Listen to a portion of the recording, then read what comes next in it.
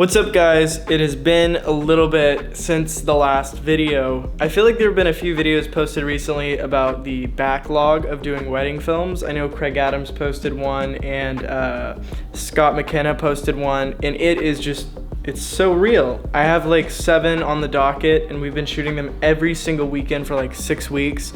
So it's been insane, but I don't have a wedding this weekend, and I also got a new toy, the Sigma 24mm f1.4. I kind of want this to be my new vlogging lens. I'm using the 16-35 right now, and I like this lens, but it's f4, which isn't always the best. So let's take a look at the difference.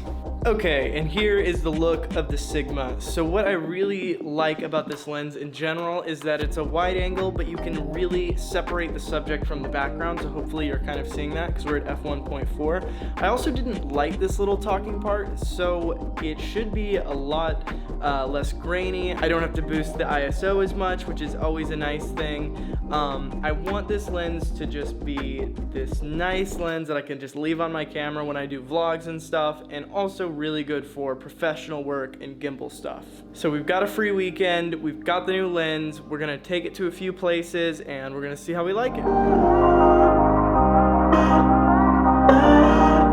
want sushi?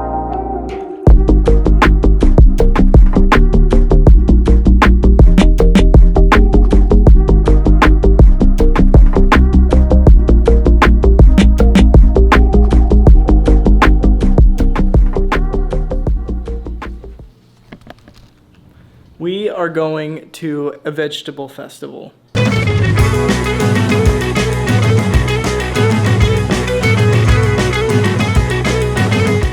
like a 7 out of 10 tamale.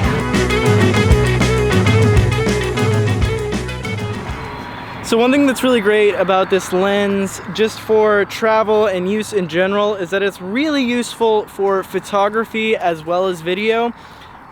You've got that 1.4 aperture, so you can do more portrait type photos, you can do landscapes, you can do things in low light. So we're just gonna take a few pictures and kind of take it for a spin for that.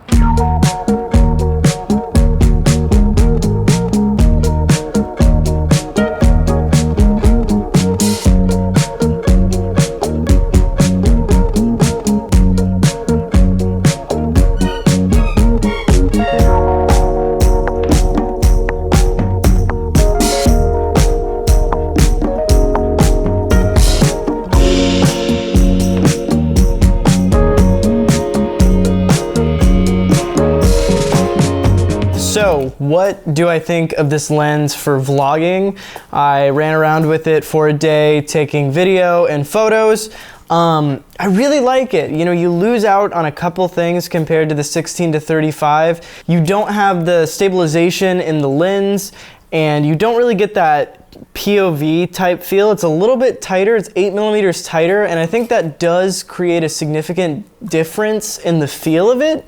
But I think I really like separating my face from the background sometimes, and having the option to either, you know, show the background and interact with it, or also have it blurred out and not be a distraction. I like being able to choose between those. One other thing I noticed is that it's pretty heavy. It's like significantly bigger and heavier.